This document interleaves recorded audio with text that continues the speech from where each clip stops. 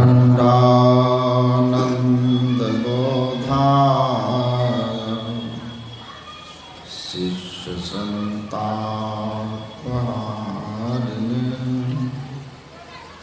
सच्चिदानंद रूपाय रामाय गुरवे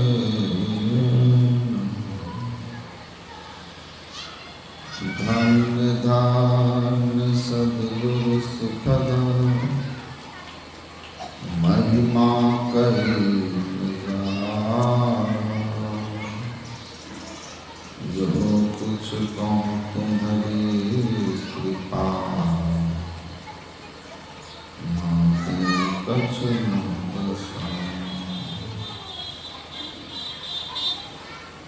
मंचासीन वंदनीय साधु समाज,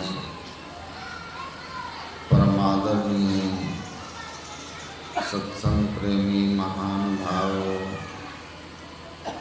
धर्मानुरागिनी माताओं एवं धर्मशिला बहनों, हम लोग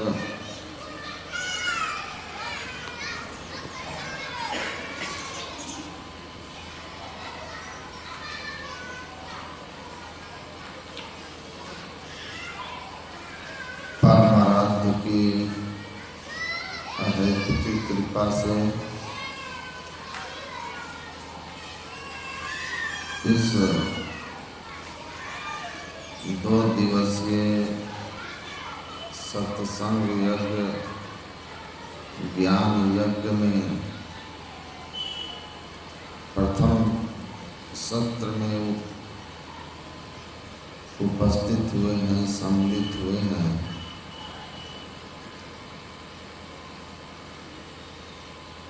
कालभूषणी जी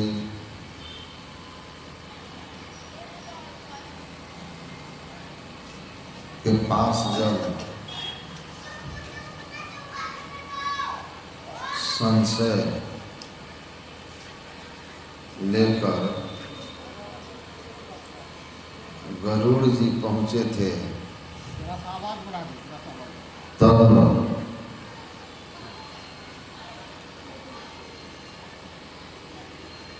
कालभूषणी जी ने गरुड़ जी को कहा था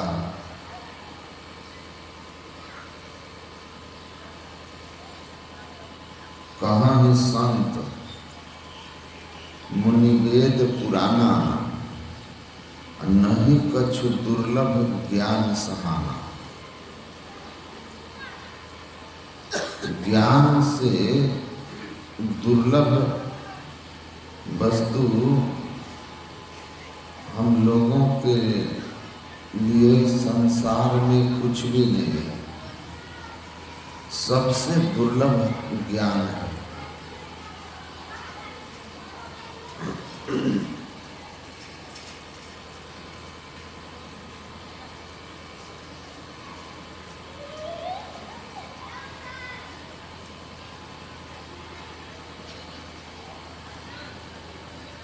हम लोग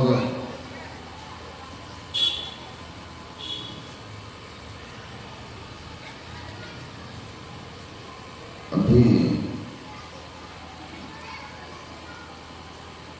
गीता के इस श्लोक को भी सुने।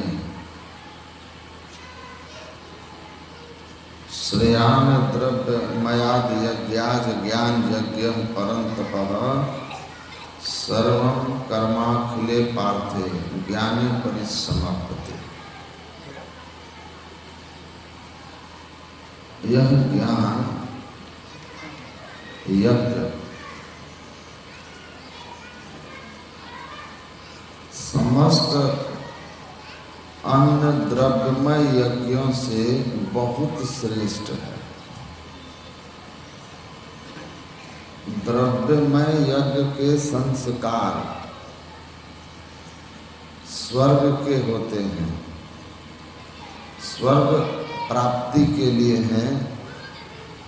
या संसार के किसी सुख भोग की प्राप्ति उसका उद्देश्य होता है। और महापुरुष लोग कहते हैं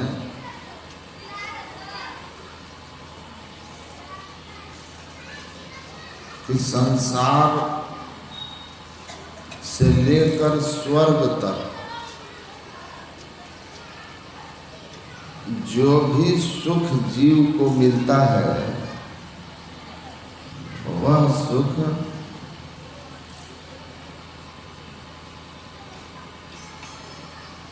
नाशवान होता है और परिणाम में दुखदायी होता है।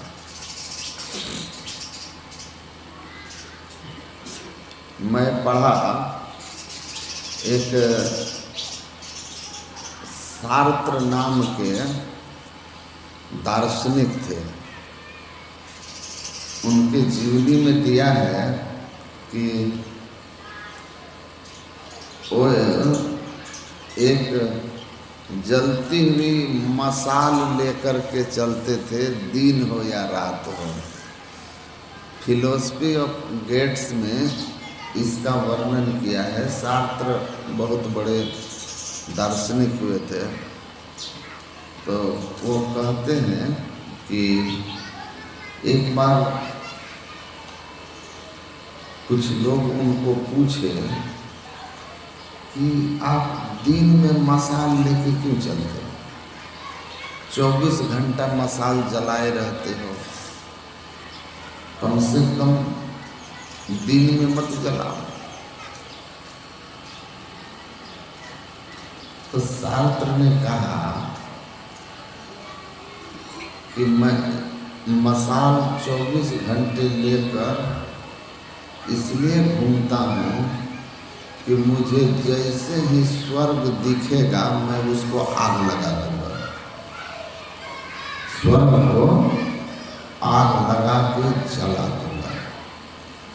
तो लोग बोले महाराज जलाना है तो नरक जलाओ, जहाँ हम लोगों को कष्ट होता है, जहाँ हम लोगों को दुख भोगना पड़ता है, ये आप स्वर्ग क्यों जलाना चाहते हो?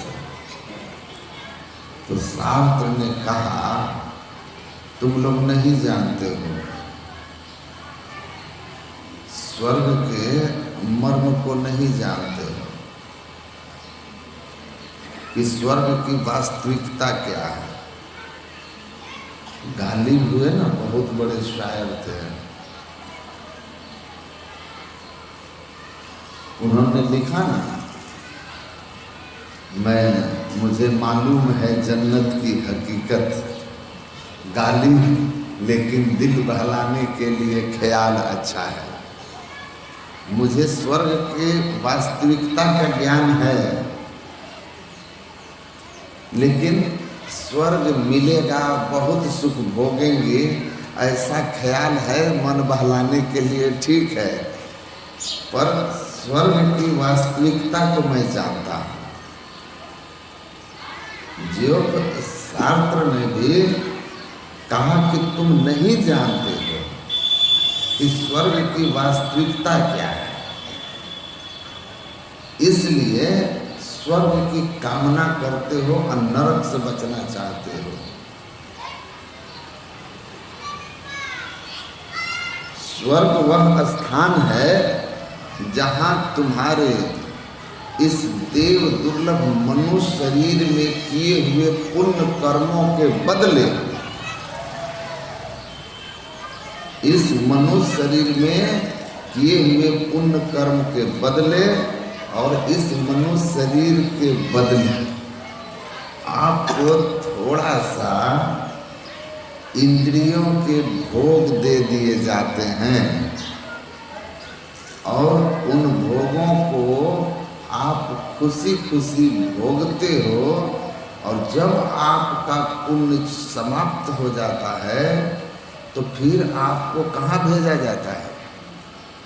वही नरक में, वही दुख में, वही अन्य योनियों में। तो योग शास्त्र कहते हैं the so called heaven is the real hello. स्वर्ग ही वास्तव में असली नरक है। असली नरक स्वर्ग है, जो हमको फंसा देता है, उलझा देता है और थोड़े से सुख के लोभ लालच में आकर के हम स्थिर सुख की ओर नहीं जा पाते हैं। दो तरह के मार्ग का वर्णन करते हुए नचिकेता से यमराज ने कहा, श्रेयश्च प्रेयश्च। एक श्रेय का मार्ग है और एक प्रेय का मार्ग है। प्रेय का मार्ग वह है जिसमें हम तत्काल सुख पाते हैं, जिसका सुख हमें तत्काल मिलता है। धन, पुत्र, परिवार, रूप, रस, गंध, स्पर्श, शब्द के जो सुख हैं, जो हमारे मन इंद्रियों को सुहाते हैं, ये प्रेय का मार्ग है। लेकिन हे नचिकेता, यह जो प्रेय का मार्ग है, यह सुख तो हमको देता है, लेकिन इसका अंत बड़ा दुखद होता है। अंत जो है बड़ा दुखद होता है। लेकिन अज्ञानतावश अधिकांश जीव मानव प्रेय के मार्ग को चुनते हैं। दूसरा श्रेय का मार्ग है, जिसमें प्रारंभ में कष्ट होता है। कष्ट होता है, तपस्या करनी पड़ती है। मन को जो सुहाता है, इंद्रियों को जो सुहाता है, उन विषयों की ओर से अपने मन को मोड़ना पड़ता है। उसके लिए मन से लड़ना पड़ता है।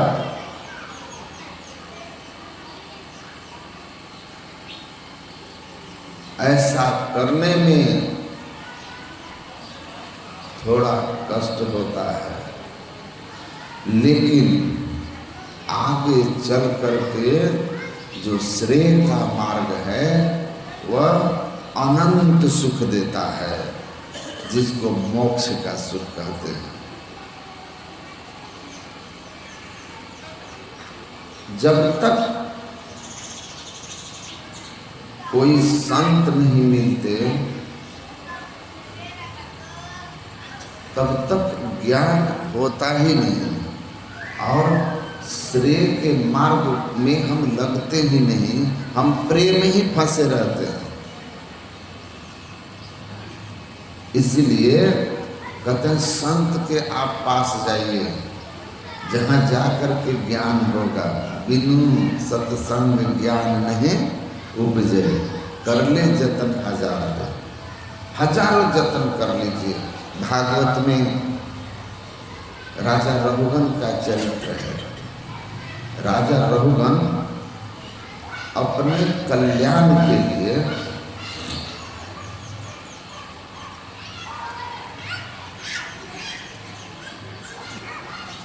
पालकी पर सवार होकर देश के सभी प्रमुख तीर्थों की यात्रा कर रहे थे। सभी प्रमुख तीर्थ की यात्रा कर रहे थे। उसी क्रम में जब वो गंगा सागर जा रहे थे, तो उनका एक कहार बीमार पड़ा। तो जब कहार बीमार पड़ा तो उन्होंने, राजा थे, कहा जाओ किसी को पकड़ के ले आओ, अब पालकी में जोड़ दो। राजा का आदेश ही अंतिम। कहा ठीक है। ले आया पकड़ के एक मोटा ताजा आदमी। एकांत में पड़े हुए थे, उनको पालकी में जोड़ दिया। लेकिन वे कोई साधारण व्यक्ति नहीं थे, वे एक महान संत जड़भरत थे, जो पिछले एक जन्म में राजा भरत थे, जिनके नाम पर हमारे देश का नाम भारतवर्ष पड़ा।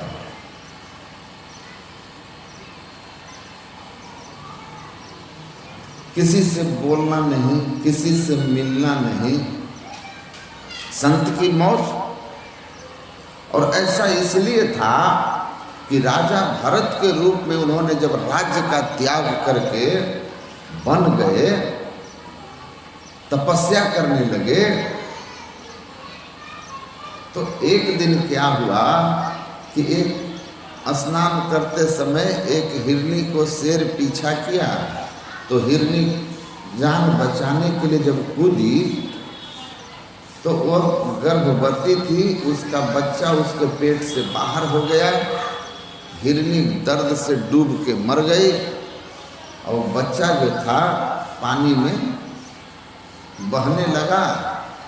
तो राजा भरत स्नान कर रहे थे, तपस्वी बन करके, उन्होंने उस बच्चे पर दया करके उठा के घर लाया और अब कुटिया में लाए, उसका पालन पोषण किया, उसके साथ खेलते कूदते थे, एक नया मित्र बन गया। आप ऐसा कहें कि घर को तजी के मठिया छाए, नारी तजी के चेली, और चेला तज के बेटा तज के चेला की ना तोहमती माया घेरी। आज सुबह हमको महात्मा लोग मजाक कर दिए। सुबह जब मैं चला तो हमको वो लोग कहते हैं, हम जहाँ थे 10 वहाँ 15-20 महात्मा थे, हमको 2 महात्मा कहते हैं आके कि जहाँ आप जा रहे हैं, आपके साथ आपके बगल में एक साध्वी भी आई है प्रवचन करने के लिए। तो हमने कहा कि बट ऐसा नहीं होगा। तो बोला हाँ आई है। तो हमने फोन किया कि कोई साध्वी भी आई है क्या? भाई 100 साधु मंगा लो, जिसको मंगाना है, हम भेदभाव कोई नहीं रखते। जहाँ से साधु मंगाना हो, संत मत के जिस आश्रम से मंगा लो, दूसरे मत का भी मंगा लो, हमको कोई दिक्कत नहीं है। लेकिन मर्यादा के लिए हमने कहा कि साध्वी मत मंगाइएगा, नहीं तो हम यहीं से घूम जाएंगे। तो होता है, अपना अपना सिद्धांत है, हमारा अपना सिद्धांत है। हम कहते हैं आप लोग प्रचार कीजिए, आप अपना मंच बनाइए, प्रचार कीजिए। अगर हम जाएंगे तो पीछे कुर्सी पर बैठ के आपको सुन लेंगे। आप हमारे में आइए तो पीछे कुर्सी पर बैठ के सुन लीजिए। क्योंकि कदे न शोभे सुंदरी सनकादि के साथ, तुरंत कलंक लगाए वैसी काली हंडी साथ। तो मैंने कहा भाई ऐसा नहीं है। तो इन्होंने कहा नहीं नहीं ऐसा कुछ नहीं है। तो हम बोले तो ठीक है, हमको थोड़ा समझ लीजिए आप लोग, हम सीधा चलते हैं एकदम। वो पोल है ना, उसी पोल को देख के चलेंगे। गुरु महाराज जिस तरह की परंपरा चलाए, उससे हम बाएं दाएं नहीं होते हैं। बाएं दाएं करने की कोशिश कीजिएगा तो हम चल देते हैं। आप अपना रखिए जंट कमंडल, हम चले। तो मैं कह रहा था कि देखिए महाराज भरत निकल गए। 9 पुत्र थे उनके, आप पढ़िए। 9 में से एक भी पुत्र में उन्होंने जब योग्यता नहीं देखा, तो 9 पुत्र को छोड़ करके एक राज्य के योग्य व्यक्ति को राज्य गद्दी समा दिया था। इतना उनके अंदर कर्तव्य बोध था। लेकिन थोड़ी सी असावधानी हो गई तो परिणाम देखिए क्या हो गया। परिणाम क्या हुआ कि हिरण के बच्चे में मोह हो गया, आसक्ति आ गई, उसका चिंतन होने लगा।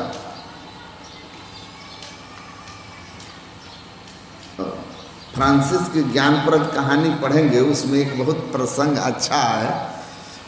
लिखते हैं कि जब उनका शरीर त्याग होने लगा तो उन्होंने अपने शिष्य लोगों को बुलाया, बैठाया। शिष्यों ने कहा, गुरुदेव आपका जाते जाते हम लोगों के लिए अंतिम उपदेश क्या है? कुछ अंतिम उपदेश सब देते हैं। बाबा देवी साहब का अंतिम उपदेश था, दुनिया वहम है, संसार एक भ्रम है, धोखा है, मिथ्या है, असत्य है। अभ्यास कीजिए, मतलब साधना, ध्यान कीजिए और इस वहम के वास्तविकता को जान लीजिए, मुक्त हो जाइए। तो सबके हैं, पढ़ेंगे सब संतों के अंतिम में कुछ अच्छे उपदेश आए हैं। तो लिखते हैं कि महात्मा जी के शिष्यों ने जब पूछा कि गुरुदेव आप हम लोगों के लिए अपना अंतिम उपदेश देते जाएं, ज्ञान की बात देते जाएं, तो गुरु जी ने कहा कि बेटा भूल के भी बिल्ली मत पालना। तो उनके शिष्यों को लगा ये बिल्ली न पालने का क्या मतलब है, बिल्ली नहीं पालना क्यों कह रहे हैं? अब एक गृहस्थ संत थे,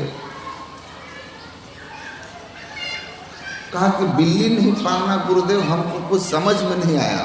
कहा कि तुम्हारी उम्र में मैं सन्यासी बनकर के घर छोड़ के भागा था और एकांत में जाकर के कुटी बना करके रह के भजन ध्यान करता था और भिक्षा मांग करके जीवन यापन करता था।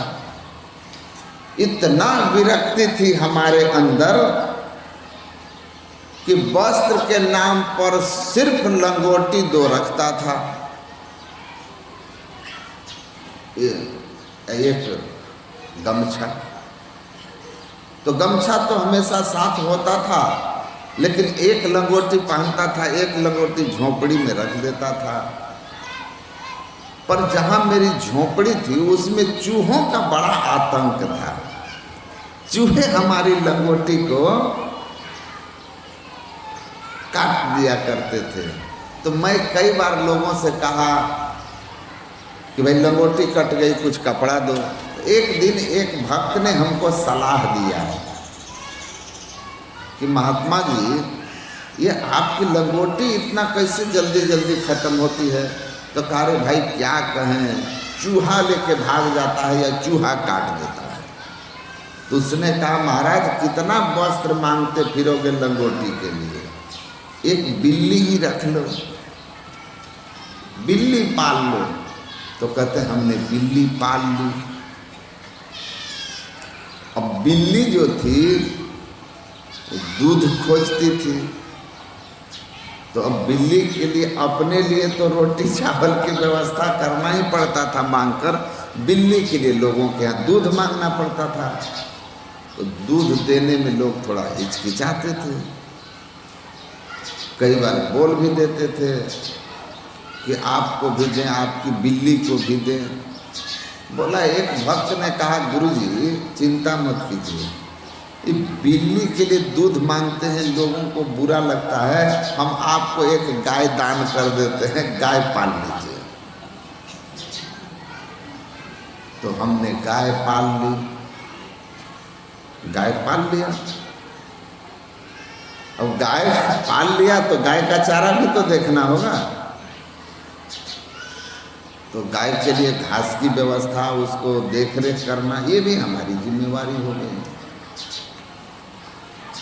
अब हमको कहीं जाना हो, कहीं सत्संग सुनने का ही मन हुआ, करने का ही मन हुआ, निकला, तो गाय कौन देखेगा?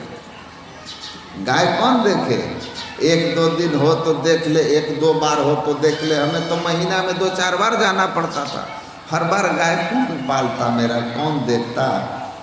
फिर लोगों ने मुझे कहा महाराज जी हमारे गांव की एक युवती है, उसके माँ बाप मर गए हैं और ससुराल में थी, पति भी मर गया, विधवा हो गई है, ससुराल वाले भी वहाँ से भगा दिए, कोई है नहीं, यहाँ भी कोई नहीं है, वो भी मांग चांग के खाती है।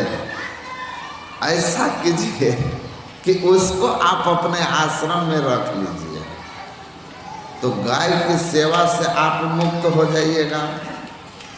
अपना भजन ध्यान कीजिएगा, जब मन हो जहाँ जाइएगा, आपके लिए भी कुछ व्यवस्था कर देगी, सेवा कर देगी, गाय की भी सेवा कर देगी। आप निश्चिंत होकर भजन ध्यान कीजिएगा।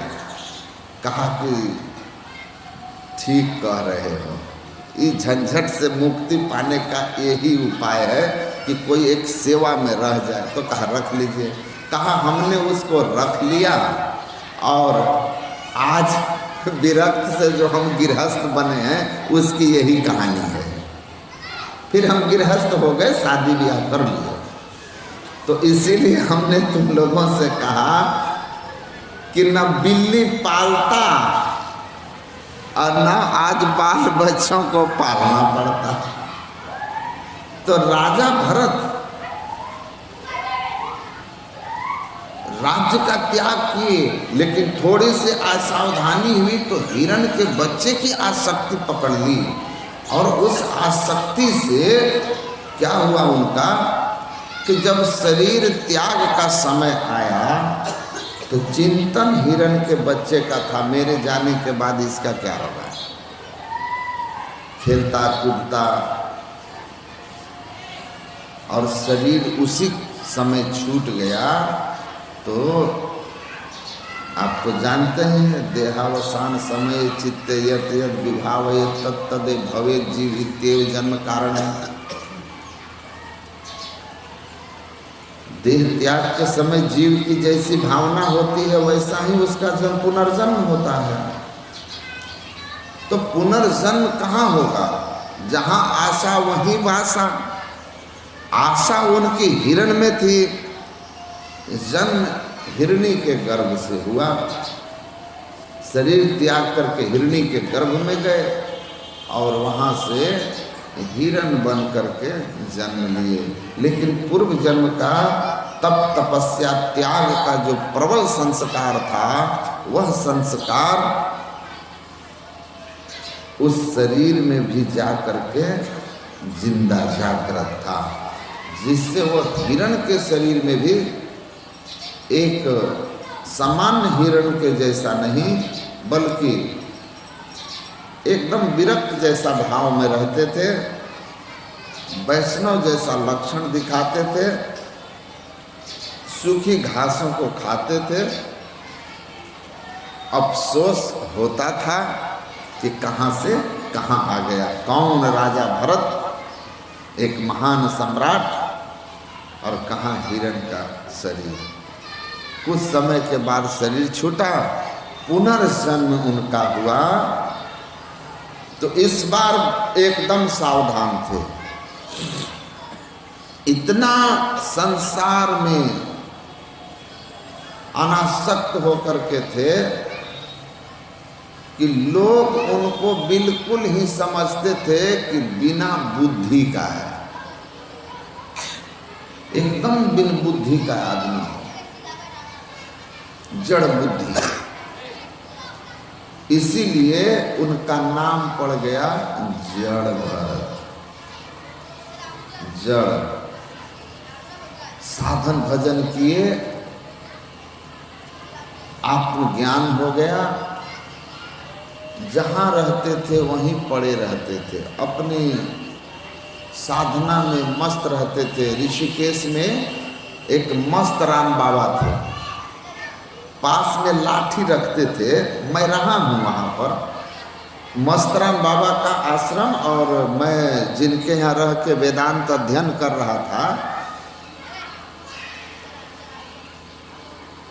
स्वामी वीरेंद्रानंद सरस्वती जी महाराज का आश्रम, दोनों का आश्रम का बिल्कुल गेट जो दीवार जो था, बाउंड्री, वो सटा हुआ था। तो मस्तराम बाबा जो थे ऋषिकेश के गंगा तट पर पड़े रहते थे, किसी से बोलते नहीं थे, एकदम पड़े रहेंगे, बहुत बड़े सिद्ध योगी थे। कोई भी आदमी उनको अगर जाए करीब प्रणाम वगैरह करने तो कुछ बोलते नहीं थे, तो लोग वहाँ खड़े रहते थे। और नहीं भागिएगा, बहुत देर कर दीजिएगा, या आज भी गए कल भी गए, 2 दिन 4 दिन आपको देखेंगे ये आ रहा है, भागता नहीं है, तो गाली दे करके डंडा फेंक के मारते थे, भागो जल्दी। और जिसके ऊपर गाली दिए जिसको या डंडा फेंके, वो जिस कामना से जाता था उसका कामना ही सिद्ध हो जाता था। मतलब डंडा फेंकना, गाली देना ही उनका आशीर्वाद होता था। तो इसलिए उनकी गाली सुनने के लिए भी, उनका डंडा खाने के लिए भी लोग कई कई दिन तक वहाँ पड़े रहते थे कि कब गाली देंगे महाराज जी। जिसको गाली दिया, और गाली भी कोई आम गाली नहीं देते थे, वो बिहार झारखंड के गांव वाला गाली देते थे, एकदम खतरनाक गाली। लेकिन लोग जैसे विवाह में गाली सुन के भी हंसते हैं कि मेरा नाम लिया है, नहीं, खूब खुश हो जाता है विवाह की गाली सुन के। उससे कई गुना ज्यादा लोग खुश होते थे मस्तराम बाबा की गाली सुन के। तो वैसे पड़े रहते थे।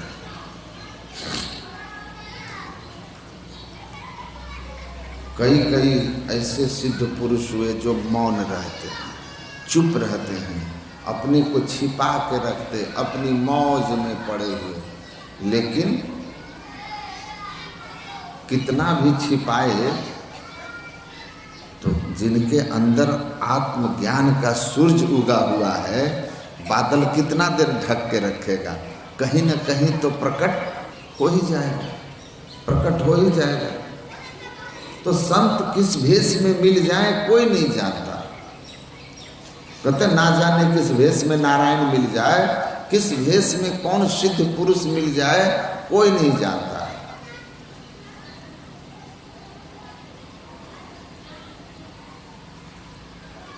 तो आजकल तो अलग बात है, आजकल तो जितना हाई फाई रहिएगा उतने बड़ा बाबा होइएगा, है ना। जितना हाई फाई, मतलब जिसके आश्रम में डीजे बज रहा है वो मौनी बाबा होंगे, है ना। और जिसके आश्रम में बड़ी बड़ी एसी लगी हो, बड़ी महंगी महंगी गाड़ियां हो, उनका नाम त्यागी बाबा होगा। त्यागी बाबा का बड़ा आश्रम, बहुत बड़ी गाड़ी, त्यागी बाबा। और जिसके आश्रम में खूब हो हल्ला, डीजे बज रहा हो, वो होंगे मौनी बाबा। और जिनके 10-20 बच्चे हों वो होंगे ब्रह्मचारी बाबा।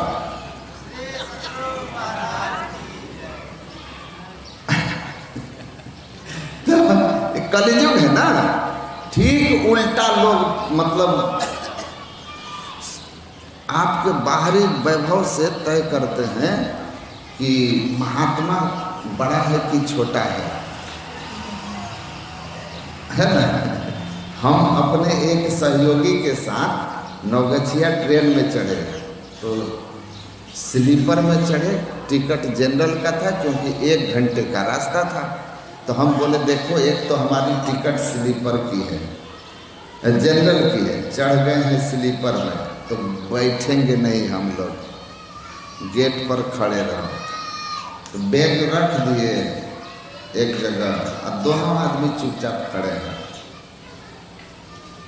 लोग क्या कह रहे हैं, एक आदमी कहता है आजकल के महात्मा लोग तो हवाई जहाज में चलते हैं, महंगी महंगी गाड़ियों में घूमते हैं, ये कौन बाबा है लोग गेट पर धक्का खा रहा है, ये कौन बाबा लोग हैं गेट पर धक्का खा रहे हैं। आज के ज़माने में तो बाबाओं की बड़ी चलती है। तो दूसरा क्या कहता है, ये पेट भरुआ बाबा सब लोग हैं, पेट भरुआ बाबा। तो हमारे साथ में जो था कहता है ऐसे काहे बोल रहे हैं, तो हम उसको बोले चुप रहो, चुप रहो, जितना बोलोगे उतना ही बोलेंगे। अब देख लीजिए जितना आप बोलिएगा उतना वो रिप्लाई करेगा। अब खड़े हैं तो कहता पेट भरुआ बाबा। एक बार सत्संग करके आ रहे थे उधर पंजाब तरफ से ही, तो आरा में एसी के दूसरे क्लास में बैठे थे, सेकेंड एसी, 2 टायर एसी में। और वहाँ आरा में विद्यार्थी आया, आरा गया लाइन में एसी का कोई मतलब होता नहीं है, लोग बैठ जाते हैं, टीटी डर से आता नहीं है। 4-5 विद्यार्थी चढ़ा उसी बोगी में, और हमको जहाँ देखा बैठे हुए वहीं आके बैठ गया। आते आते एगो हमको कहता है, का महाराज जी बनारस से आवतानी का? बनारस मतलब बनारस से आ रहे हैं का महाराज जी बनारस से आवतानी का? तो हम बोले कि काहे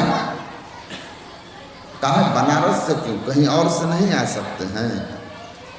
तो ना ठग के ट्रेनिंग तो बनारस में नहीं होला। हम बोले भाई ठग काहे कह रहे हो? कहते हैं लो, अरे बाबा हो के एसी 2 टायर में वही ना चलेगा जो ठग ठुक में महारत हासिल किया होगा। हम हंसने लगे।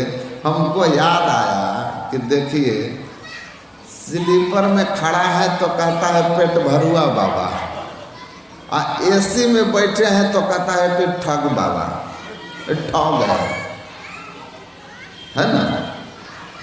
तो अभी का तो समय ऐसा ही है, लेकिन याद रखिए मेरे अपने अनुभव हैं। मैं ऐसे महापुरुष के सानिध्य में रहा जो रुपया छूता नहीं था, किसी को किसी का कुछ दिया हुआ खाता नहीं था। एक मरकीन पहनना, एक मरकीन ओढ़ना, एक मरकीन पहनते थे, एक ओढ़ते थे, एक गमछा रखते थे जिसको बिछा कर सोते थे। जाड़ा का समय आएगा तो एक पतला सा कंबल रख लेते थे, और प्रणाम कीजिएगा तो कहते थे हमको प्रणाम मत कीजिए, हम बहुत छोटा आदमी हैं, हमको महात्मा, हम लोगों को और लोगों को दिखा करते थे ये लोग सन्यासी हैं, ये लोग महात्मा हैं, ये लोग साधन करते हैं, इन लोगों को प्रणाम कीजिए। एकदम सरल, एकदम विरक्त। एक दिन मैं उनसे कहा कि आप सोते कब हैं? रात में आपको सोते बहुत कम देर देखते थे कि लेटे हैं, अब दिन में भी सोते नहीं थे। तो हम बोले कि आप सोते कब हैं? तो बोले सोते नहीं हैं, 8, 9, 10 बजे के करीब तो हम सोते हैं। तो हम बोले हम तो 10 बजे आपको देखते हैं सोए, उसके बाद हम 11 में उठे, 12 में उठे, जब भी उठते हैं तो आपको देखते हैं कि आप बैठे रहते हैं। अब बैठेंगे भी ऐसे करके, एकदम बैठे रहते हैं, तो आप सोते कैसे हैं? उसी दिन वो हमको उलाहना दे करके बोले, उलाहना के शब्द में बोले कि साधु होकर के करवट बदल के सोएगा, उस साधना क्या करेगा? साधु होके करवट बदल बदल के सोएगा, उस साधना क्या करेगा? एक करवट पर सो, और जब गहरी नींद आ गई, करवट बदलने का मतलब है कि आपकी गहरी नींद अब खत्म हो चुकी है, उठिए, बैठिए, खाइए कम, खाइए कम। उसी दिन उन्होंने मुझे इस तरह से उलाहना दिया, क्यों जगोगे 2:30 बजे, 10 बजे सो जाओ, 1, 1:30, 2 बजे, 1, 1:30 बजे तक जगो। तो हमने देखा है, और एकदम छिप करके रहते थे। कुछ लोग थे जो उनके बहुत करीब थे, बहुत कुछ कहते थे तो कहता था जाओ तुम्हारा काम हो जाएगा, हो जाता था। हमको भी एक बार आशीर्वाद दिए थे। तो इसीलिए मैं कह रहा हूं कि संत महात्मा मतलब गृहस्थ भेष में भी मिल जाते हैं, एकदम से आपको मिलेंगे जैसे लगेगा कुछ नहीं है। उनको भी बहुत लोगों को बहुत दिन तक यही लगता था कि इनका दिमाग खराब हो गया है, इसीलिए इस तरह से करते हैं। लेकिन धीरे धीरे लोगों को लगा कि अरे राम ये बहुत बड़े आदमी हैं, भीतर से मालो माल है। तो कार में चलने वाला भी हो सकता है। गुरु महाराज चलते थे, बहुत लोग चले समय के अनुसार, जिनको धर्म प्रचार करना था। और जिनके पास कार नहीं है, पैदल चलते हैं, तो आप उनको झोला छाप मत समझिएगा। कोई नहीं जानता कि जिनको आप झोला छाप समझते हैं मंच पर पीछे बैठता है, हो सकता है उसकी साधना हमसे बहुत ऊंची रही हो, लेकिन वो उसकी अपनी मौज है, इसीलिए वो शांत भाव में है। आया सत्संग सुन लिया, जहाँ आप बैठाए बैठ गया, जो खिलाए खा लिया, अपना झोला उठाया चला गया। उसका सत्संग से प्रेम है इसलिए आया, साधक है। कुछ नकली भी है, ये भी सच्चाई है। तो इसीलिए कहे कि कौन जानता है कि किसको मिल जाएगा। जब तीर्थ तीर्थ स्नान करता हुआ, दान करता हुआ महाराज भरत, राजा रहुगन जड़ भरत के संपर्क में आ जाते हैं। देखिए, और बातचीत के क्रम में ज्ञात होता है कि ये जो हैं, ये कोई साधारण व्यक्ति नहीं हैं जिनको हम कहार बना दिए हैं। ये तो कोई बहुत बड़ा सिद्ध पुरुष है। क्योंकि जब राजा को कष्ट होता था ना, पालकी हिलती डुलती थी, तो कहते थे कि ठीक से चलो। तो जो पुराने कहार थे वे बोले हम लोग महाराज ठीक से चल रहे हैं, लेकिन ये जो नया कहार आया है इसकी चाल ठीक नहीं है, इसको चलने नहीं आती। रहुगन डांटते हैं, कहे ठीक से चलो।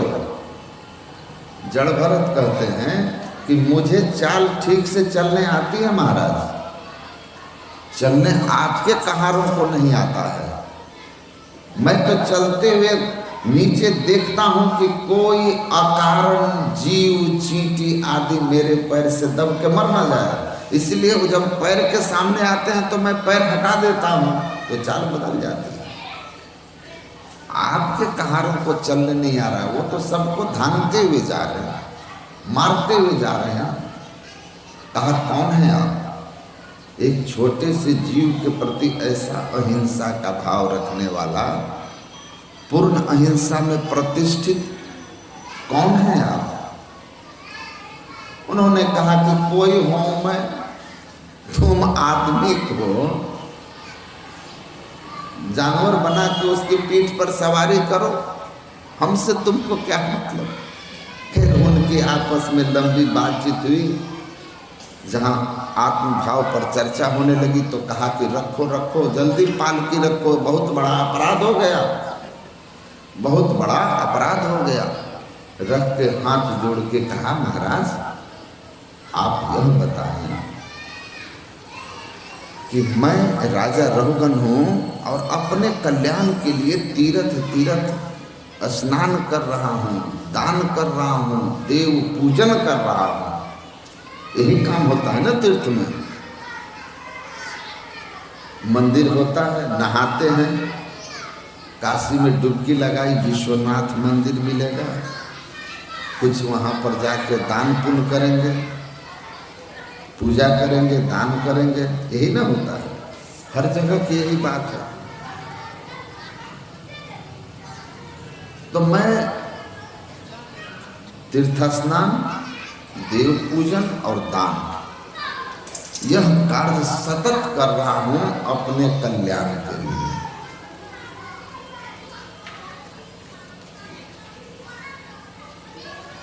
आप कृपया कर बताइए कि कल्याण का रास्ता सही है या नहीं, या मेरा कल्याण कैसे होगा। देखिए, राजा रघुगण को महाराज जड़ भरत ने कहा कि हे राजन सुनो, ये तीर्थ स्नान करने से, देव पूजन करने से, यज्ञ करने से, दान करने से,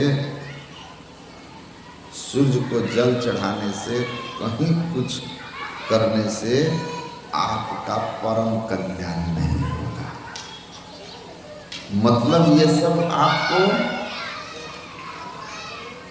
ये सब मुक्ति नहीं हो पाएगी, अखंड अक्षय सुख आपको नहीं मिलेगा। जीव शास्त्र वाली बात है कि इन समस्त पुण्य कर्मों के बदले आपको स्वर्ग मिल जाएगा, लेकिन स्वर्ग और स्वल्प अंत दुखदाई, फिर जीवन में दुख आ जाएगा। हे राजन, अगर आप अपना कल्याण चाहते हो तो आप स्मरण रखो, रहो गणे तत् तपसा नयाति न चर्या निर्वपनाद गृहत्वा न छंदसा नैव जलेर सूर्य बिना महत्पाद ब्रजोभिषेकम। न तीर्थ से, न दान से, न देव पूजन, न किसी द्रव्यमय यज्ञ से, न हवन से, न व्रत से, न उपवास से, न सूर्यादि ग्रहों के पूजन से आप कल्याण को प्राप्त हो सकते हैं। कल्याण का एकमात्र रास्ता है महत्पाद रजोभिषेकम। आप किसी महापुरुष की चरण धूलि से अपने को नहला लीजिए। बिना संत की चरण धूल मिले आपका कल्याण नहीं हो सकता है। इसीलिए कहा कि सबसे दुर्लभ ज्ञान है, नहीं कछ दुर्लभ ज्ञान समाना। ज्ञान यज्ञ सबसे श्रेष्ठ यज्ञ है। वेद भगवान इसीलिए कहते हैं कि सबसे पहला कार्य आपको बुद्धि योग करना है। बुद्धि योग करना है, बुद्धि योग, सत्संग, ज्ञान यज्ञ कीजिए। यही से आपका कल्याण का मार्ग खुलेगा। या आप कहें कि यहीं से कल्याण का शुभारंभ होगा। तभी तो माता सबरी को भगवान राम ने प्रथम भगति संतन कर संगा कहा। संत सुंदरदास जी महाराज संत दादू दयाल के सर्वश्रेष्ठ ज्ञानी शिष्य, उन्होंने कहा नित्य प्रति सत्संग कीजिए। जैसे गुरु महाराज कहते हैं नित्य प्रति सत्संग कर ले प्यारा। नित्य प्रति सत्संग कीजिए, मति होय निर्मल सार रे। रुचि प्राणपति सो उपजे, सुख लहहि अति अपार रे।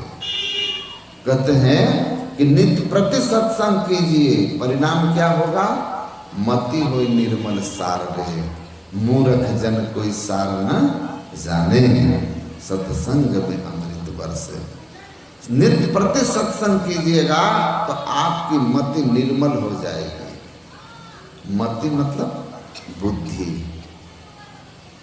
सत्संग कीजिएगा तो बुद्धि निर्मल होगी। निर्मल बुद्धि विवेकवती बुद्धि। जिनकी बुद्धि विवेकवती हो गई है वही श्रेय और प्रेय के बीच अंतर कर सकता है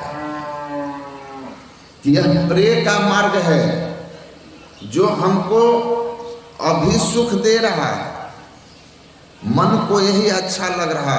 इंद्रियों को क्या अच्छा लगता है? मन और इंद्रियों को क्या अच्छा लगता है? भोग अच्छे लगते हैं। तो भोग का मार्ग है प्रेय का मार्ग, जिसमें प्रायः सब फंसते हैं। श्रेय का मार्ग मोक्ष का मार्ग है, जिसमें प्रारंभ में थोड़ा कठिनाई होती है लेकिन आगे चल करके अनंत सुख मिलता है। और बिना ज्ञान यज्ञ के, बिना बुद्धि योग के जब कोई भी निर्मल विवेक को नहीं प्राप्त कर सकता। निर्मल बुद्धि, विवेकवती बुद्धि नहीं हो सकती। और जब तक निर्मल बुद्धि, विवेकवती बुद्धि नहीं होगी, श्रेय का मार्ग का चयन नहीं होगा, तब तक उद्धार नहीं होगा, दुख जीवन से नहीं जाएगा। शंकराचार्य जी महाराज कहते हैं, कुरुते गंगा सागर गमनम व्रत परिपालन मथवा दानम ज्ञान विहीन सर्वमते न मुक्ति भजती न जन्म सतेना। शंकराचार्य जी महाराज कहते हैं, गंगा सागर जाइए। रघुगण जा ही रहे थे, जाइए गंगा सागर, व्रत कीजिए, व्रत कीजिए, एक से एक व्रत कीजिए, उपवास कीजिए, दान कीजिए, लेकिन इन सब से मुक्ति करोड़ों जन्म में नहीं होगी बिना ज्ञान के। मुक्ति ज्ञान से होती है। सर्वे कर्माखिले पार्थ ज्ञान परिसमाप्यते। भगवान कृष्ण कहते समस्त कर्म बंधनों का नाश करने वाला केवल ज्ञान है, और वह ज्ञान बिनु सत्संग ज्ञान नहीं उपजे। कर लो जतन हजार रे, हजार जतन करके नहीं आएगा। अंधापन आपका नहीं जाएगा। रुचि प्राणपति सुपजे। सत्संग से हमें बोध होता है कि संसार में जिन वस्तुओं की प्राप्ति के लिए हम प्रयत्न कर रहे हैं, जहाँ हमारी आसक्ति है, इनसे हमको सुख नहीं मिलेगा। सुख परमात्मा से मिलता है, परमात्मा की भक्ति से मिलती है। इसलिए जैसे ही परमात्मा की ओर हमारी वृत्ति मुड़ती है, प्रेम जुड़ता है, हम अपने अंदर में सुखानुभूति करने लगते हैं, हमें सुख मिलने लगता है। और ईश्वर की शरणागति से संसार का भी संभाल शुरू हो जाता है। तभी तो गुरु महाराज कहते हैं कि नित्य प्रति सत्संग कर ले प्यारा, अब तेरा कार्य सरे सारा। तुम करो, सत्संग करो, ये परमात्मा का निज अंग है। देहि सत्संग निज अंग श्री रंग भव भंग कारण शरण सखारी। कहते हैं परमात्मा का निज अंग है जो तुम्हारे भव का भंग करेगा। शोक का हरण करने वाले परमात्मा के शरण में चलो, तुम्हारे शोक का नाश होगा। ये सत्संग उसी परमात्मा का अंग है। और सूरदास कहते हैं, तीर्थ कोटि अनान करे फल दर्शन ही ते पावत जादिन संत पाहुने आवत। जिनके दर्शन से करोड़ों तीर्थ स्नान का पुण्य प्राप्त हो जाता हो, वे संत हैं। ये विद्यालय है क्या? स्कूल है ना? मैं एक जगह स्कूल में प्रवचन कर रहा था, वहाँ पर यही गरुड़ पुराण की एक पंक्ति को उद्धृत करते हुए कहा था कि सत्संगश्च विवेकश्च निर्मलम नयनद्वयम यस् नास्ति नरः संधः कथम न स्याद् मार्गः। गरुड़ जी महाराज को समझाते हुए भगवान विष्णु ने कहा कि जो सत्संग नहीं करते हैं, विवेक की निर्मल नेत्र उनको नहीं होती है। अब विवेक की निर्मल नेत्र जिनको नहीं होता है, वह अंधा है। अंधा इस सेंस में कि उसको पाप और पुण्य, धर्म और अधर्म के बीच भेद करने की क्षमता नहीं होती है। और जिनमें विवेक की शक्ति नहीं है, धर्म को अधर्म को भेद करने का, श्रेय और प्रेय के मार्ग को नहीं समझने की शक्ति है, तो वो अधर्म करेगा, पाप करेगा। और जिस दुर्लभ तन से मोक्ष पाया जा सकता था, उस दुर्लभ तन से नरक मिलेगा। जिस दुर्लभ तन से सो जानहि जेहि देहु जनाई जानत तुम्ही हो जाई, ईश्वर को जानकर ईश्वर बना जा सकता था, उससे फिर 84 जाए कीट पतंग बन सकते हैं। तो अंधा है, अंधापन है। स्वामी विवेकानंद ने कहा है कि the power of discrimination determines human and animals. मनुष्य और पशु के बीच जो भेद होता है उसका आधार विवेक है। विवेक है, विवेक है तो मनुष्य है, विवेक नहीं है तो पशु है। दोनों के बीच विवेक खड़ा है, विवेक खड़ा है।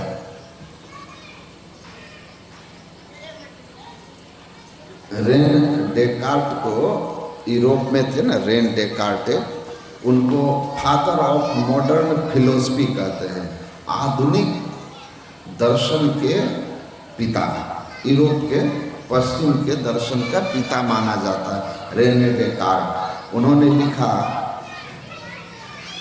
I think so I am, मैं क्यों हूं। रेने डेकार्ट इसलिए रेने डेकार्ट है कि रेने डेकार्ट में चिंतन की शक्ति है जिससे वो निर्णय कर लेता है अच्छाई और बुराई के बीच। अच्छाई बुराई को ठीक ठीक भेद करने की क्षमता होने के कारण मैं हूं, तुम हो। मतलब मेरी जो महिमा है दुनिया में वो सिर्फ हमारी विवेक की शक्ति से है जो मुझे इतना महान बना दिया है। और स्वामी विवेकानंद भी वही कहते हैं कि आप मनुष्य और पशु के बीच में खड़ा है विवेक। जिनका विवेक जितना प्रबल होगा वे उतने दुनिया में महान होंगे। तो जब मैं बोल रहा था कि वह पशु है जो सत्संग नहीं करता, मेरा सत्संग प्रवचन समाप्त हुआ, कमरे में मैं गया, अधिवेशन था, हमको ढूंढते हुए स्कूल में छुट्टी में बच्चों के लिए छुट्टी थी कह के करवा दिया गया था, लेकिन टीचर थे, संडे नहीं था, स्कूल खुला हुआ था, ऑफिस में सब टीचर भरे हुए थे। मैं जब कमरे में आया तो माननीय प्रधानाध्यापक महोदय उच्च विद्यालय था, वो आ गए हमको ढूंढते और कहते हैं कि वो जो प्रवचन कर रहे थे एक बाबा कि सत्संगी जो नहीं है अंधा है, वो आप ही कर रहे थे क्या? तो हम बोले कि जी जी मैं ही बोल रहा था। तो सत्संग जो नहीं करेगा वो अंधा है, हम जानने आए हैं। तो हम बोले कि वो तो विष्णु भगवान ने गरुड़ जी को जो कहा था वही मैं सुनाया। मैं अपनी ओर से तो नहीं कहा कि आप हमसे लड़ने आ गए। आपको अगर नहीं पसंद है तो भगवान विष्णु से जाके भिड़िए या गरुड़ पुराण जला दीजिए। मैं तो उद्धृत किया ना। तो कहते हैं कि नहीं, मैं वही जानने आपसे आया हूं कि हम सत्संग नहीं करते हैं, हम साधु महात्मा को नहीं मानते हैं, न हम सत्संग करते हैं न साधु महात्मा को मानते हैं। तब बोले मत मानिए, मत मानिए, आपकी अपनी मर्जी है। तो नहीं, हमको बताइए आपकी हम अंधा कैसे हैं। हम बोले आप हैं कौन, आप हैं कौन, अपना परिचय दें। कहा हम इस स्कूल के प्रभारी प्रधानाध्यापक हैं। अच्छा, हम ईमानदारी से मेहनत से काम करते हैं, समय पर स्कूल आते हैं, क्लास नियम से चलाते हैं। जाके गांव में पूछ लीजिएगा, हम अपने ड्यूटी पर पक्का हैं।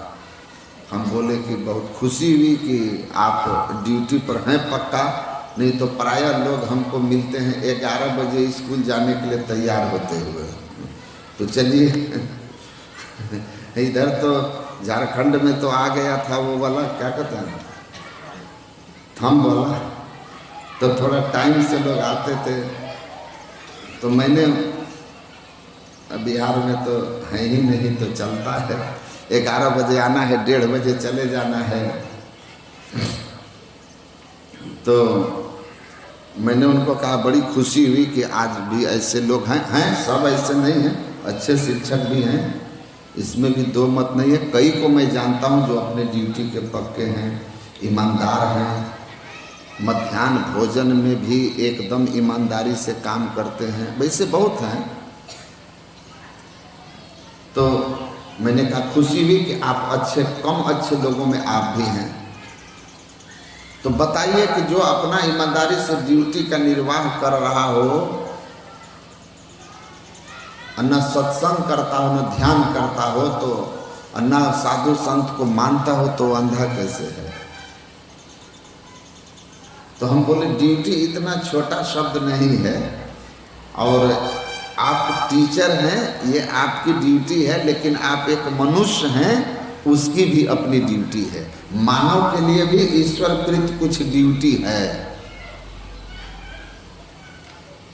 कि इतना ही थोड़ी है हम शिक्षक हैं हो गया। अरे मनुष्य हो उसकी भी ड्यूटी है, उसके लिए वेद उपनिषदों में वर्णन किया गया है, उसके अनुकूल आप हैं कि नहीं हैं। बात कर रहे थे, पढ़े लिखे थे, वो तो काफी पढ़े लिखे थे, बात करते करते ना मेरी नज़र गई, उनका जेब थोड़ा ऊंचा सा था, मेरी नज़र उनके जेब पर टिक गई। मैं देखने लगा कि जेब में कुछ लग रहा है, अलग चीज़ है। तो गेस मेरा सही था। मैंने कहा कि सर आपके पॉकेट में क्या है? तो बड़ा मतलब गर्व से बोले कि सिगरेट है। सिगरेट है, मैं पीता हूँ, शौक है, शौक है, अपना मेहनत करते हैं, मेहनत से जो पैसा आता है उससे अपना शौक पूरा करते हैं। वो कटाक्ष हम पर कर रहे थे कि मतलब मेहनत कुछ करना नहीं, पैसा मिल गया आप लोगों को।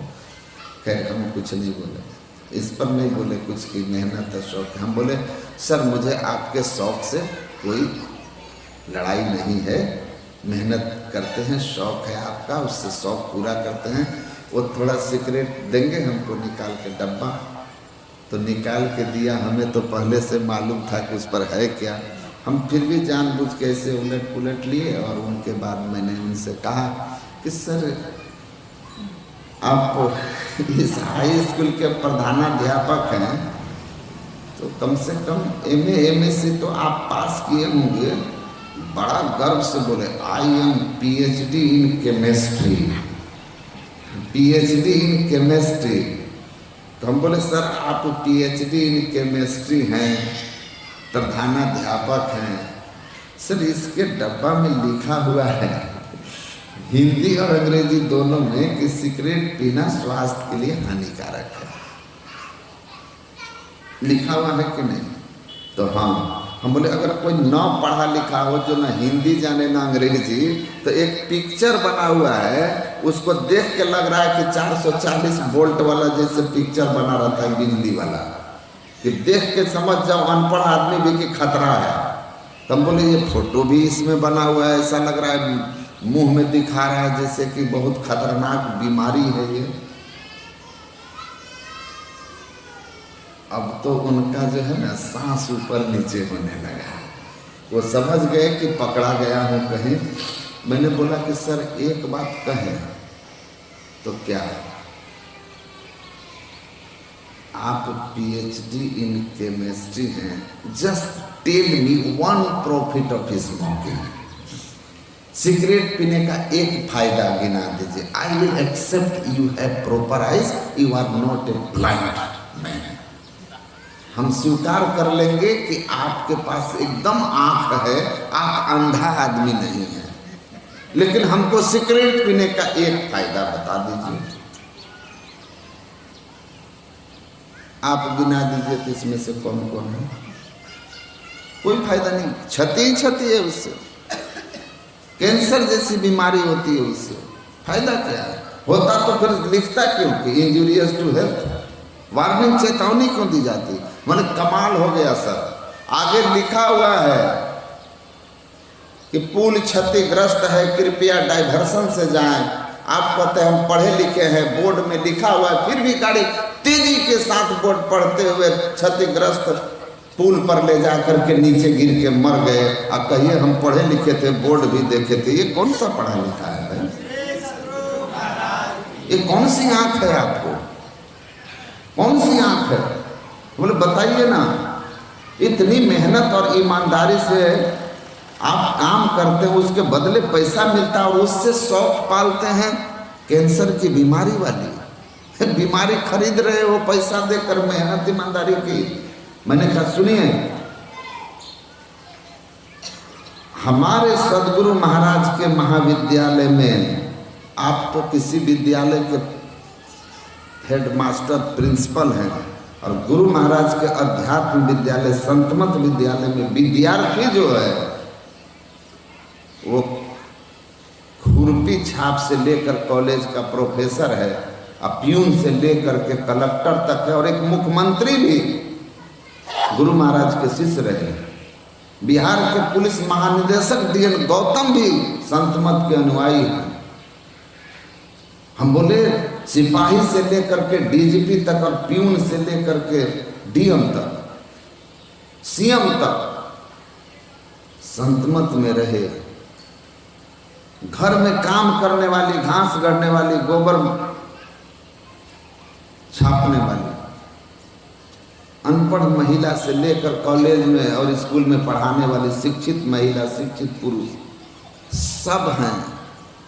लेकिन वो माई जो अनपढ़ है ना, उसको भी पता है कि बीड़ी नहीं पीना चाहिए, ये नशा है, ये पाप है, इससे बीमारी होती है, आत्महिंसा का पाप लगता है।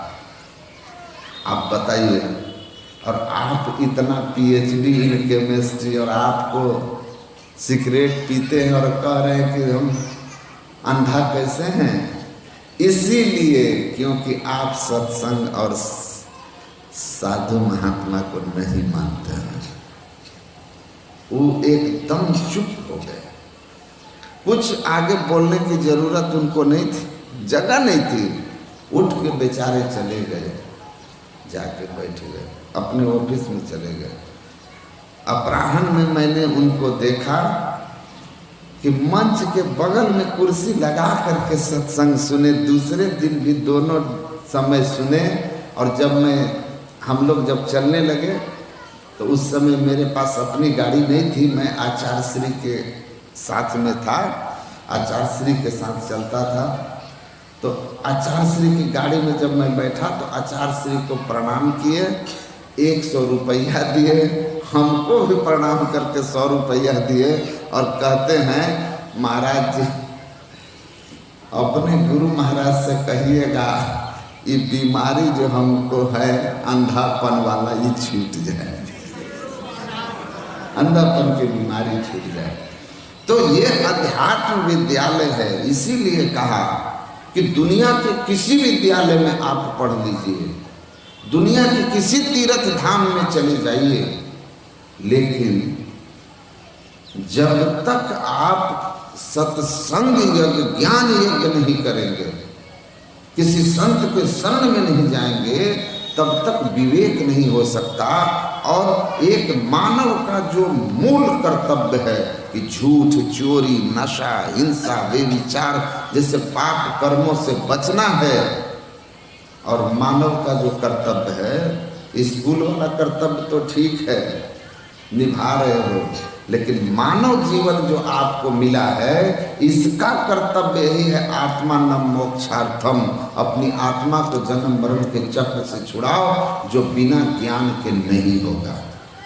और इसीलिए सत्संग यज्ञ करने के लिए, ज्ञान यज्ञ करने के लिए, बुद्धि यज्ञ करने के लिए भगवान वेद ने सबसे पहले कहा कि बुद्धि योग करो। गुरु महाराज कहते नित्य प्रति करो।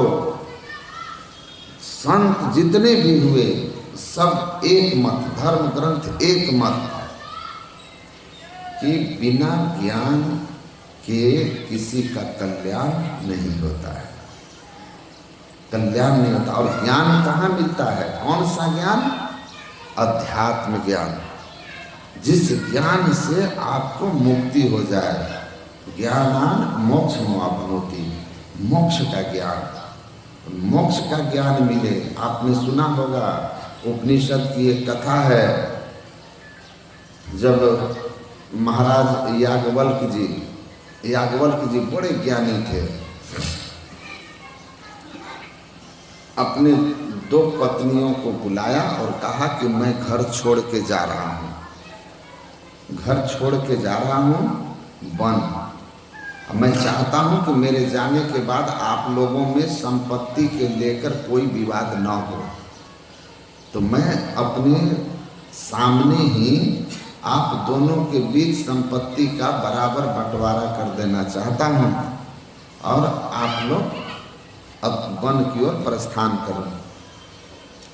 उनकी छोटी पत्नी मैत्रेयी वो कहती है कि घर में तो सब सुख सुविधा है, सुंदर मकान है, हर तरह की सुविधा है, आपकी 2 अनुशासन में रहने वाली, सेवा करने वाली, आज्ञा में चलने वाली पत्नियां हैं, अनुकूल आदेश पालक आपकी संतानें हैं, तो इन सब सुख सुविधाओं के बीच आप नहीं रहकर वन में जा रहे हैं। इसका मतलब यही ना कि वन में जो आप पाने जा रहे हैं वो इस जीवन के सुख से बड़ा है, तभी इसका आप त्याग कर रहे हैं। तो मैं जानना चाहती हूँ कि जो बड़ा सुख है वो क्या है, और मैं वही लेना चाहूँगी। ये क्यों लूँ मैं? जिसको आप छोड़ के जा रहे हो, इसका मतलब इसमें आपको कल्याण नहीं दिखा। एक बार जब कल्याण मंत्री थे बिहार के, जो बाद में मुख्यमंत्री बने, जीतन राम मांझी, तो कल्याण मंत्री थे कैबिनेट के, तो भागलपुर के प्रभारी भी थे। तो आए थे भागलपुर आश्रम। जब भागलपुर आए तो वहाँ के एडीएम के साथ भागलपुर आश्रम भी आए घूमने के लिए। तो जिस समय आए, नवंबर का महीना था, तो वहाँ ध्यानाभ्यास चलता है, तो 2 से 3 की ध्यान की घंटी बज गई थी। मैं भी ध्यान कक्ष में जा रहा था ध्यान करने, तब तक वो गुरु महाराज के निवास के सामने जो मौलश्री का पेड़ है उसी के नीचे एडीएम के साथ खड़े थे। मैं पहचानता किसी को नहीं था, लेकिन अंगरक्षकों को देखकर मैं समझ गया कि एक नेता हैं, इनके साथ में कोई अफसर है और ये बॉडीगार्ड लोग हैं। तो हमको बुलाए, बोले कि देखिए हमको जाना है, हम आए हैं हरिनंदन बाबा से मिलने के लिए। तो हम बोले कि उनका तो ग्रिल लग गया, अब 3 बजे खुलेगा। हम भी जा रहे हैं ध्यानाभ्यास के लिए, अभी उनका ग्रिल अब कोई नहीं खटखटाएगा। वो बैठ गए ध्यान पर। तो एडीएम साहब हमको कहते हैं, आप लोग बिना सोचे समझे कुछ बोल देते हैं महाराज। अरे कौन है जान तो लीजिए। हम बोले बोलिए, आप जनाइए, हम जान लेंगे कौन है ये, जनाइए। तो कहा कि अरे बिहार सरकार के कल्याण मंत्री हैं ये। हम बोले अच्छा प्रणाम। हम मन में हम समझ गए कि एडीएम साहब ये सोच रहे हैं कि जब इसको कहेंगे कि कल्याण मंत्री है तो ये प्रेशर में आ जाएगा, और तब कहेगा अच्छा हम व्यवस्था करते हैं, मिलवाते हैं। हम बोले रुको, हम तुमको पढ़ाते हैं। हम बोले कि अच्छा ठीक है सर, आप आए, बड़ी खुशी की बात है। एक बात पूछें सर? तो जितना सीधा आदमी है, सीधा सरल आदमी है, मन में कुछ पेंच पाँच वाला नहीं, बहुत सीधा आदमी है, जो मन में आया बोल दिया, तो सीधा आदमी बहुत है। तो हमको कहते हैं हाँ पूछिए, हंसिए के बोले कि हाँ पूछिए। वो भी समझ गए कि कुछ खतरनाक ही पूछेगा। तो हम बोले सर बिहार की आबादी लगभग 8 करोड़ के है, तो हाँ 8 करोड़ लोगों का कल्याण जो है सर वो आपके जिम्मे है। इन सब 8 करोड़ लोगों का कल्याण करने की आप जिम्मेवारी लिए हैं, जिम्मेवारी आपको दी गई है। तो हाँ सबका कल्याण की जिम्मेवारी हमारे ऊपर है। हम बोले सर हमको ये पूछना है बस कि आपका अपना कल्याण हुआ है कि नहीं, पहले बताइए। अपना कल्याण हो गया तब न दूसरे का कल्याण करेंगे। जो स्वयं अंधकार का स्रोत है, वो किसी अंधकार हो, वो किसी के जीवन में प्रकाश का स्रोत कैसे बन सकता है? तो बोले सर आपको अपना कल्याण हो गया, हुआ है कि नहीं? वो समझ गए मेरा भाव क्या है। वो भी हंसते हुए बोले, अरे कल्याण हो गया रहता तो हम यहाँ आप लोगों के आश्रम में क्यों आते? आश्रम में क्यों आते? तो देखिए, और कल्याण पद से नहीं होता है। कल्याण धरती का पद बहुत छोटा है। नचिकेता को यमराज जब कहा कि ब्रह्मलोक में जितना दिन रहना चाहो रह लो, ब्रह्मा बनना चाहो बन जाओ, कहा नहीं महाराज, आपने ही कहा है, आपने पहले कह दिया है ये सब के सब लोग स्थिर नहीं है। सातों स्वर्ग केरे निवासी, दिव्य देव सब अमित विलासी, कोई न स्थिर सब ही बटोही।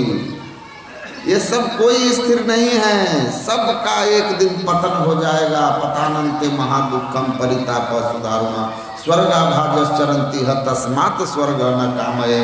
आपने ही तो सिखाया है कि पुण्य छीन हो जाएगा तो स्वर्ग से पतन हो जाएगा, स्वर्ग स्थिर नहीं है। आप ब्रह्म भुवनान लोका पूर्णावर्तिनो चार्जुना, यहाँ से लेकर ब्रह्मलोक तब सब आवागमन है। यहाँ तक कि काल के गाल बड़ा है रे मूरख, कांपत ब्रह्मा विष्णु महेश्वर, वो सब काल के गाल में है। तो महाराज हम वो नहीं चाहिए, हमको वो नहीं चाहिए। बस कल्याण जहाँ होगा वो बताओ, वो मोक्ष का मार्ग क्या है? आत्म तत्व का ज्ञान बताइए। मुक्ति का ज्ञान चाहिए हमको, मोक्ष का ज्ञान, जहाँ जाकर सारे दुख से छूटा जाता है। तो मैत्रेयी कहती है कि कोई बड़ा चीज तो है, इन सुख सुविधाओं में आपको शांति नहीं है, इससे बड़ा सुख कहीं है जिसकी खोज में आप जा रहे हैं, मैं वही पाना चाहूंगी।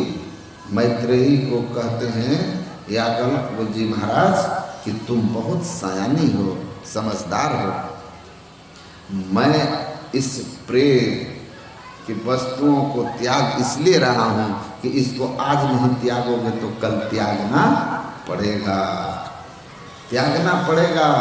जो छूटने वाला हो उसको पहले छोड़ दोगे तो दुख नहीं होगा, दुख नहीं होगा। ना भयो जग काहू को कितनो को अपनो कियो, अकरी जतन जो याहि त्यागो शांति सुख सोई लियो।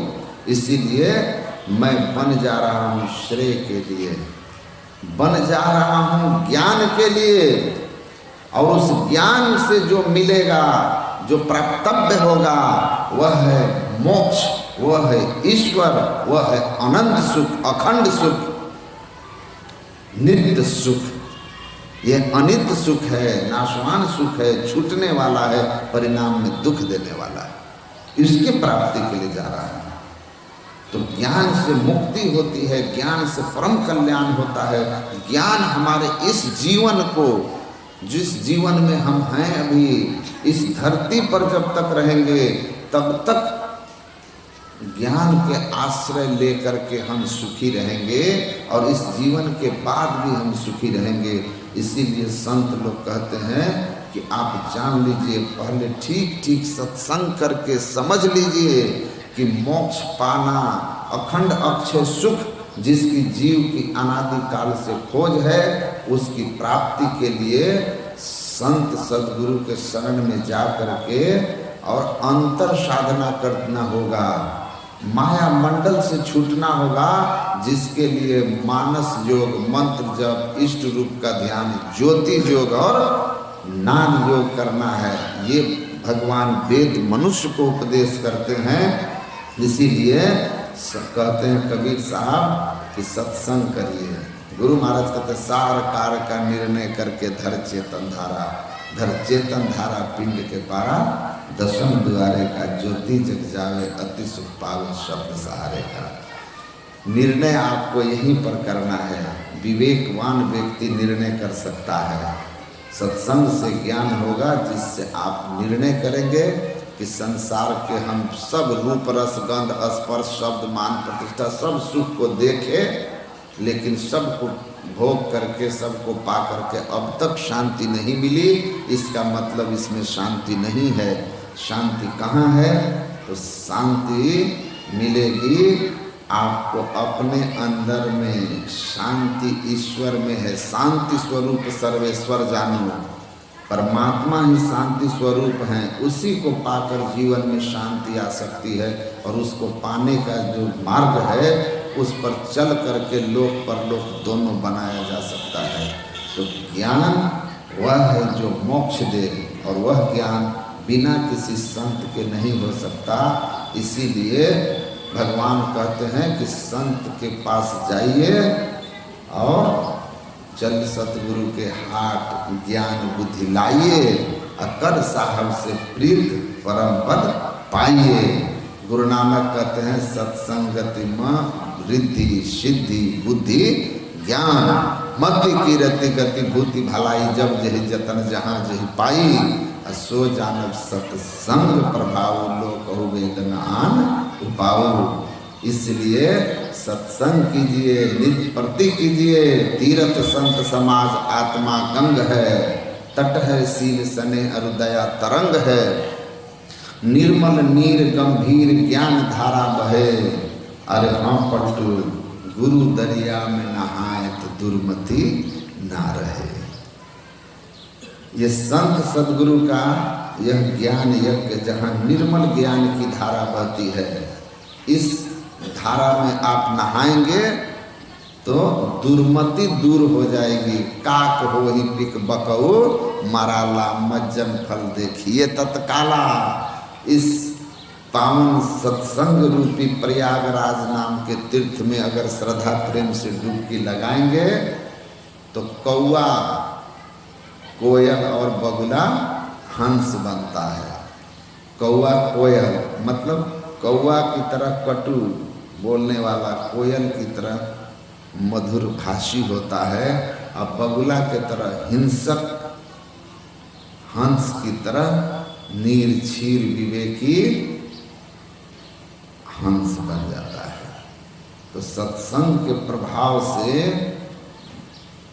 संसार में जो भी महान हुए, सुंदर बुद्धि मिली, जस कीर्ति मिली, सुंदर बुद्धि मिली, जस कीर्ति मिली। हमारे जहाँ मेरा गांव है, मेरी जन्मभूमि में ही जिला के जज हैं, भोजपुर जिला के जज हमारे गांव के मेरे पड़ोसी हैं। तो एक दिन हमारी उनसे इससे बातचीत हो रही थी, तो हम बोले उनको कि भैया जानते हैं, वो हमको बोले कि आप पढ़ लिख के साधु बन गए तो आपको क्या मिला? हम बोले जो अंदर मिला तो वो हम दिखा नहीं सकते, और जो बाहर मिला वही ना दिखाएंगे। तो हाँ, तो हम बोले बाहर तो हमारे पास जो सुख सुविधा है वो आपके तुलना में बहुत कम है, इसलिए वो तो हम दिखाएंगे नहीं। तो एक चीज़ है जो मेरा आपसे ज़्यादा है। तो उन्होंने कहा क्या? तो हम बोले यही कि हाँ, यहाँ से 10 किलोमीटर दूर चलिए, उस गांव में ही लोग नहीं जानते कि हमारे गांव का कोई आदमी आरा का जज है, लेकिन आप हमारे साथ जम्मू कश्मीर जाइए, वहाँ भी कम से कम 5000 आदमी होगा जो जानता होगा कि सतप्रकाश नाम का कोई महात्मा है। बोले कि बाहरी उपलब्धि देख लीजिए कि हमको कितना लोग जानते हैं। और दूसरी बात हम बोले अच्छा एक बात बताइए कि आप कहीं जाते हैं, कहीं जाते हैं ना, तो हाँ कोई बड़ा मंत्री आया ना, तो हाँ, तो हम बोले कोई बड़ा मंत्री आया तो वो आपका बड़े हाई कोर्ट का जज आया, कि गृह मंत्री आए, कि राज्यपाल आए, तो वो लोग जब आते हैं तो आप लोग खड़े होते हैं, तो हाँ ऊंचा सिंहासन उनका रहता है कि आपका रहता है? तो कहे नहीं, वो तो उन्हीं लोगों का न रहेगा। हम बोले हम लोगों के सामने कोई आ जाए, हमारे सिंहासन से नीचे बैठता है, समझे कि नहीं? तब हम बैठता है ना, तब बोले हाँ। फिर हम उनको दिखाए राजकोट धर्म सम्मेलन का निकाल के फोटो कि देखिए अमित शाह नीचे बैठे हैं, हम ऊपर बैठे हैं और प्रवचन हम कर रहे हैं। देखिए फोटो है कि नहीं। आप अमित शाह के पास जाने का भी हिम्मत नहीं जुटाइएगा, हम उसको नीचे बैठा के सुना रहे हैं। तो हम बोले ये फायदा है, ये बाहरी फायदा है। अब भीतर का फायदा तो अब हम ही जानते हैं कि हमको क्या फायदा है। अब इसमें तो कोई दिखाने वाली बात है नहीं। तो सत्संग करने से, हालांकि लोग इसलिए कोई साधु नहीं बना कि आप हमारे नीचे बैठे या आपके नीचे बैठ जाने से हमको मुक्ति हो जाएगी, ये भी नहीं है। लेकिन अगर किसी को लगता है कि इनके पास सदाचार और ईश्वर भक्ति का कुछ बल है, तो कितना भी संसारी ऊंचा से ऊंचा पद पर होगा, वो आपके चरण में ही बैठेगा, चरण में बैठेगा। आपके अंदर केवल सदाचार और ईश्वर भक्ति होना चाहिए। ईश्वर भक्ति और सदाचार की पूंजी के सामने बड़े बड़े सम्राट के सिर झुकते हैं, झुकेंगे, झुकते रहेंगे। जवाहरलाल नेहरू ने डिस्कवरी ऑफ इंडिया में लिखा है, भारत की खोज ग्रंथ में, कि from the beginning of universe the crown of empires have been going down before the feet of saints. जब से सृष्टि है तब से लेकर आज तक बड़े बड़े सम्राटों के मुकुट फकीरों के चरणों में झुकते हैं। तो फकीर के पास ऐसा क्या है कि सम्राट अपना सिर झुका देता है? तो वो कहते हैं एक चीज है, the most precious wealth of the world, that is the peace of mind. वह है मन की शांति, जो दुनिया की सबसे बड़ी दौलत है, जिसके लिए even the emperor are beggars, जिसके लिए सम्राट भी भिखारी हैं। शांति के लिए, मन की शांति के लिए सम्राट भी भिखारी हैं। और वो शांति किनके पास है? शांति को जो प्राप्त कर लेते हैं वे संत कहलाते हैं। वो शांति संतों के पास होती है, इसलिए सम्राट अपना सिर वहां झुकाता है। गुरु महाराज ने कहा, रावण को बहुत सारे रिद्धि सिद्धि थी। आप सुने हैं ना कि एक महात्मा एक आया तांत्रिक, गुरु महाराज को कहता है, ए महात्मा, चमत्कार के बिना नमस्कार नहीं। तो गुरु महाराज उससे पूछते हैं कि चमत्कार किसको कहते हैं जी? रावण से बड़ा चमत्कारी कौन हुआ? आकाश में कभी प्रकट होता था, कभी छिप जाता था, कहीं युद्ध भूमि में कई राम लक्ष्मण बना देता था, जिससे उनकी राम की सेना भ्रमित हो जाती थी। तो राम को फिर उस माया को काटना पड़ता था। ऐसा चमत्कार तो राम भी नहीं दिखाए जो चमत्कार रावण दिखाया। लेकिन रावण ब्राह्मण कुल में पैदा होकर, वेद का पंडित होकर के मनुष्य भी नहीं कहलाया, राक्षस कहलाया, क्योंकि वह सदाचारी नहीं था। सदाचारी नहीं था। सदाचार से बढ़कर कोई बड़ा चमत्कार नहीं है।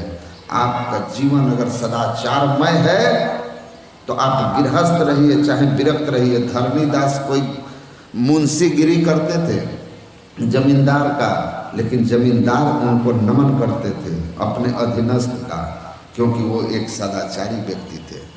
शांति तो उनके भीतर ईश्वर प्राप्त था, तो वो अंदर की बात थी, लेकिन उनका बाहरी सदाचारमय व्यवहार देखकर उनको नमन करते थे। तो सदाचार का जीवन हो और ईश्वर की भक्ति नहीं होगी तो सदाचार टिकेगा भी नहीं। कहीं ना कहीं सिगरेट पीने में फंसिएगा, कहीं ना कहीं मुर्गा में फंसिएगा, है ना? क्योंकि ईमानदारी इतने नहीं है, बहुत कुछ है। तो आपका खान पान की पवित्रता रहे, जीवन सदाचारमय हो, इसके लिए ईश्वर भक्ति जरूरी है।